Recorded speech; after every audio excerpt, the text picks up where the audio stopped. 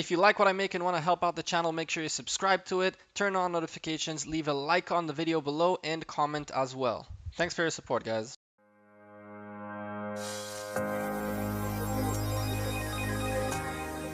Hey there, YouTube. Welcome back to Gekko. Another video for you guys. Listen, we gotta talk, okay? So as I explained, I quit Lords Mobile and I wanted to make a change in this channel where I wanted to focus more on other mobile games. And I fell into PUBG Mobile very easily, and I'm gonna make more content on PUBG Mobile. Another new video coming out tomorrow. And even though I'm not the greatest player there, I'm improving, trust me. I'm building on like making cool content on that as well. But I wanted to make content about like showing you guys crazy games that exist out there that you might not know. And well, I do have a nice lineup of games coming up for videos when I actually decide it's time to start doing the reviews. And if you guys want me to make them, leave me a comment below, let me know. But I ended up running into a few like Lords Mobile like games that are like, you know, they're not Lords, man. I was disappointed because they're just not Lords. They're not like, they don't have something that Lords didn't have. And then I ran into this game, and while this game is a combination of a lot of different like aspects that exist in different games, okay, and even IGG themselves, who created Lords Mobile, have these mechanics in a different game of theirs. The combination of them in here and the graphics and the concept really sucked me in really quickly. And while I don't intend on spending money as of right now, and I know my guild leader, shout out to you, my friend, is watching this probably, and we'll show him in a little bit as well.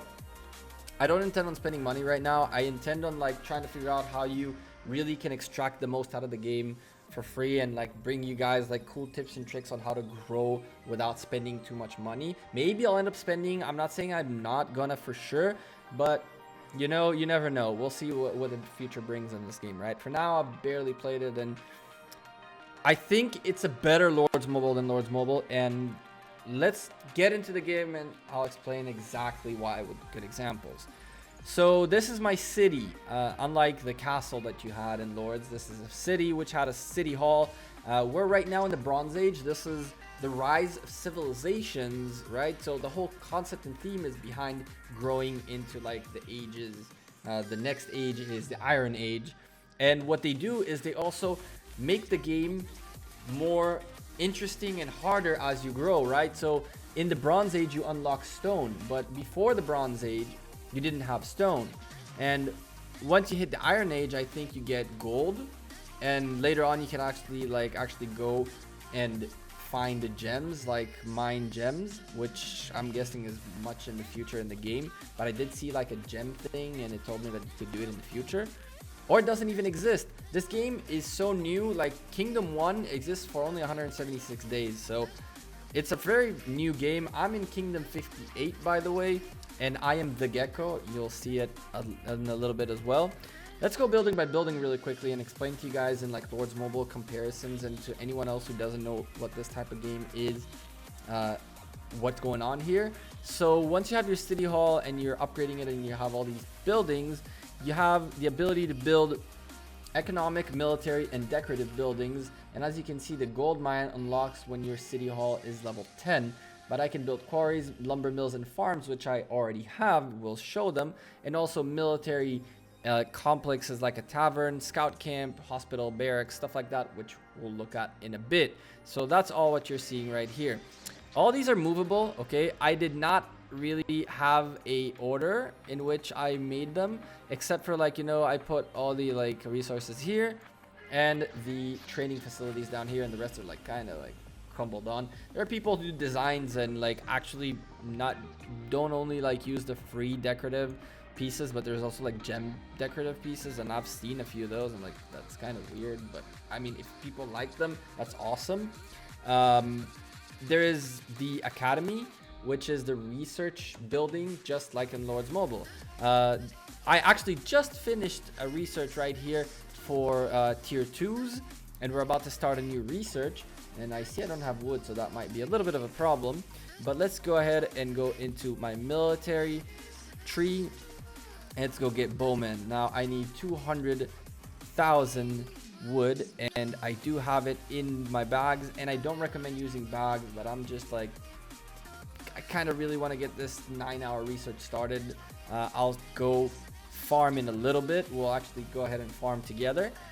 So I just started a research, but as you guys can see, I actually have a lot of my economic research done, and that will be explained in a little bit as well. But it's another part of the really neat thing in this game. And by the way, the night has come, the sun is setting, and everything went dark.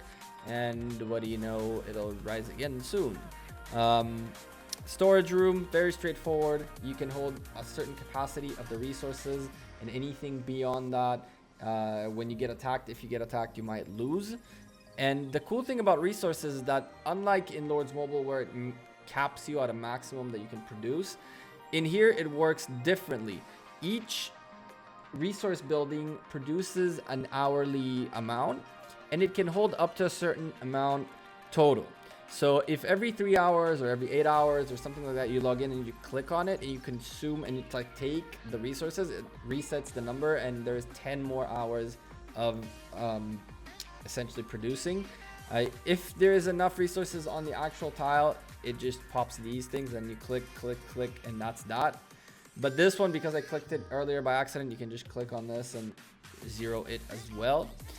Let's move on into this, which is the builder's hut. Now, the only thing I did to progress a little quicker is that you get 4 2-day extra builder scrolls, and basically you get 1 builder that builds, like you can build only one thing at a time.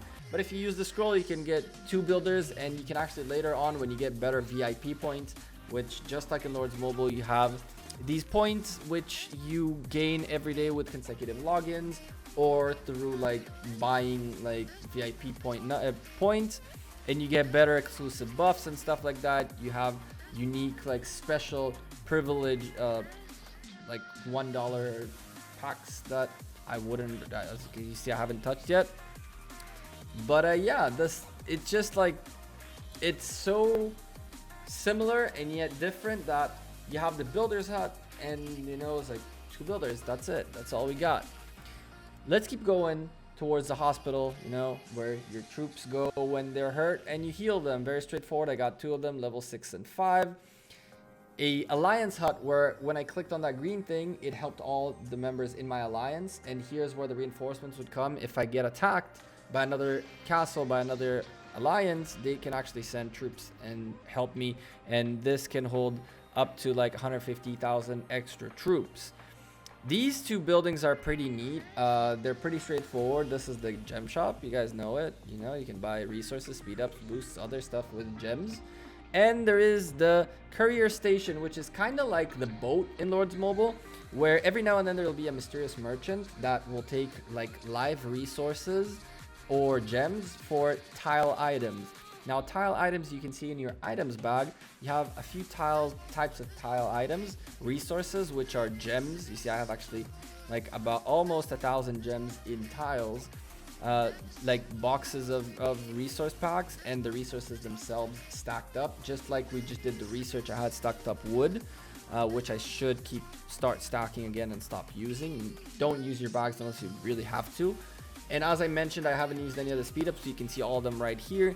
These are construction speed ups, training speed ups, research speed ups, healing speed ups, and regular speed ups. Boosts, there's a bunch of them. There's the regular shields, the plus offense, plus defense, better harvesting, more production of these specific foods and stuff like that. And others, which has so many things that we're not going to go into right now, but there's a lot of cool things there.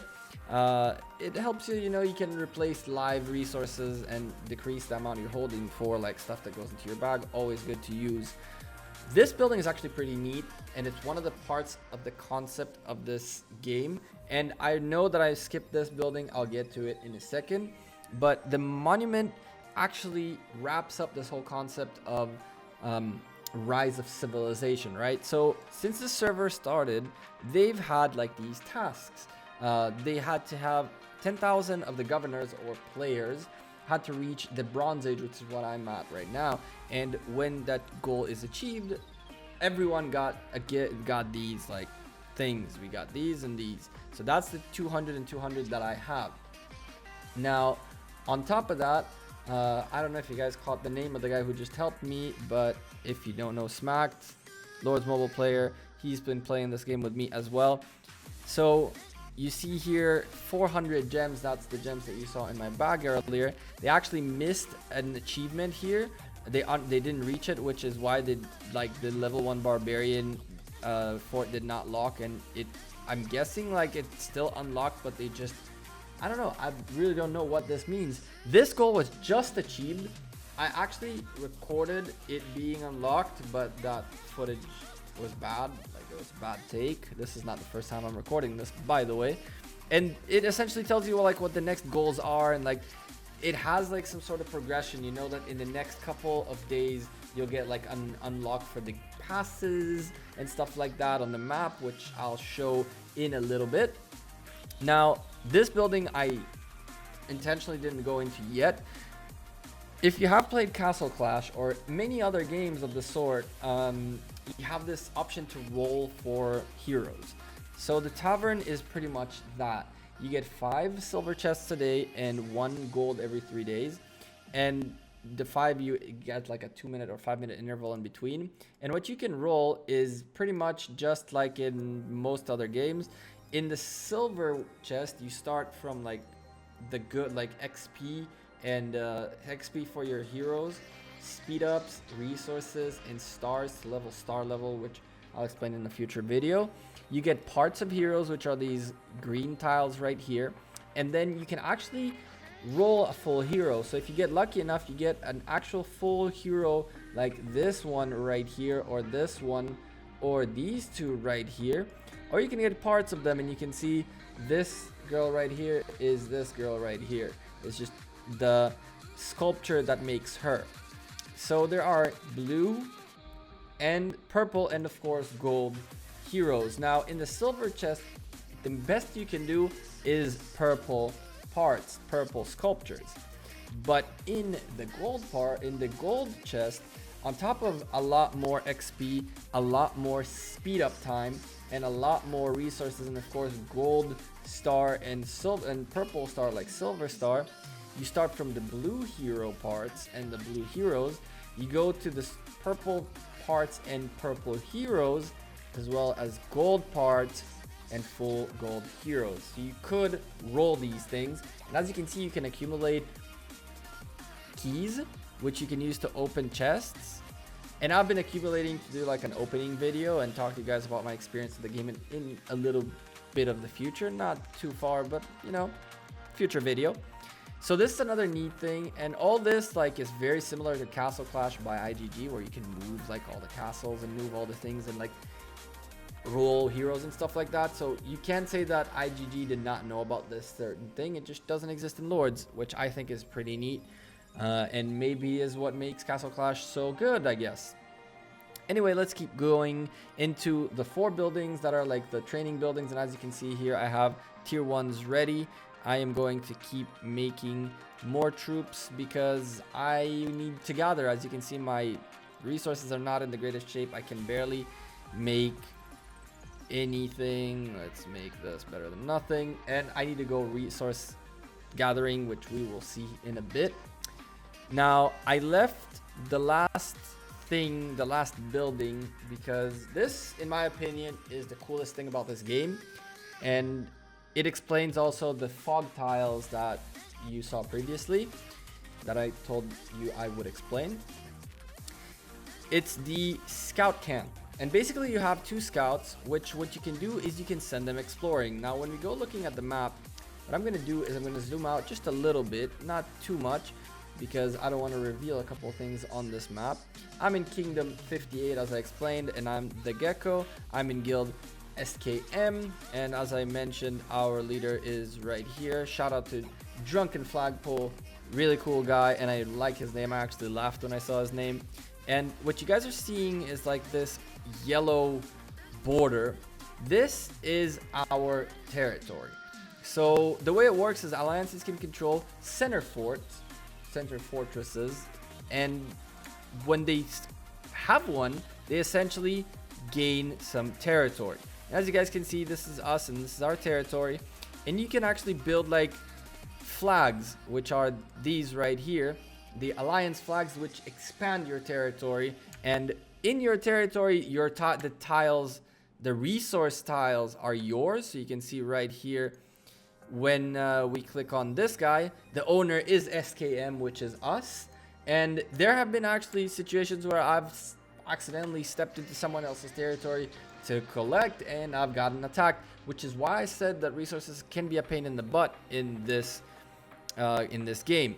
So now let's go see how, really quickly before I explain exploration, how we can find a nice little tile for us to catch. Let's go get this right here, these logs. It's right outside our territory, but it doesn't belong to anyone else, so we're gonna send a march to collect those logs. And I was explaining to you guys what is exploring. So basically, as I zoom out a little bit more, and you guys can see my march right there, you guys can also see the territory of our friendly neighbors, and this is a different, you see this is a different alliance altogether. But the cool thing is that if we start going and looking around, what you guys are seeing is I'm showing you a very small portion of the map right here. You can see a huge map up here, and you can see this foggy area. Basically what ends up happening is that you can explore areas, and essentially you don't see the whole kingdom. What you want to do is you want to send these scouts to explore. You want to go ahead and do this, and what they do is they go look for a tile where they have foggy areas, and you send them to explore. The more you explore, what ends up happening is that they return with a report, and they tell you, hey, we found a tribal village in our latest scout, and we found a tribal village, and look at that, it has a gift for you. 1,000 wood 13 times. That's awesome. Now I need to stop for a second because a very neat thing happened. You see this right here. Every now and then the game wants to make sure that you're a human and not a bot, and therefore it gives you this 9-minute like quick event where you verify. Verification award, simply by being a human, you get 15-minute worth of training speed ups, 500 XP, and 2,000 food. You click verify, it does the intelligent verification thing, which is like a human thing. You move the thing, you just give it a second, and you move the tile all the way to its place. It says you've beaten that, and congratulations, that's it. Pretty cool, huh? So the cool thing about exploring is that you find more tribal villages and places that are here willing to give you free stuff. They give you troops, as you saw, 50 warriors. They give you resources, and they also give you free researches, which is how I have all my economic researches. I did not do one economic research. All of these researches right here were given to me from tribal villages. So it's awesome. It's really neat.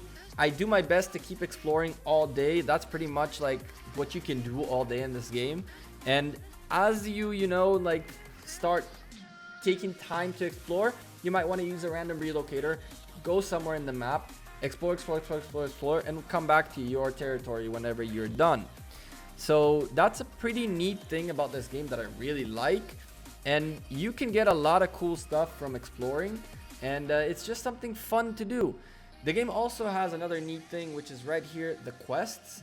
You have the main quests, which, as you can see right here, I finished a few main quests and I'm getting some resources for them. But you have also side quests of things that you can do, and there's a list of side quests you can act on and get like all these things for free.